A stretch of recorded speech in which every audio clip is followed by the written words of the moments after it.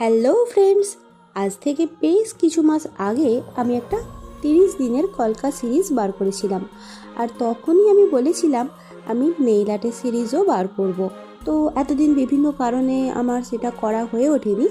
আজকে আমি নতুন করে শুরু করছি আমার এই 365 ডেজের নেল আর্ট সিরিজ। আজকের আর্টটা করতে আমি ব্যবহার করেছি বোল্ট বির কালার। প্রথমেই আমি বেবি পিঙ্ক কালারের একটা বেস কোট একবার অ্যাপ্লাই করে নিয়ে সেটা ড্রাই করে নেওয়ার পর লাইট পিঙ্ক একটা কালার অ্যাপ্লাই করে নিয়েছি এক কোট, এবং সেটাও ড্রাই করে নিয়েছি।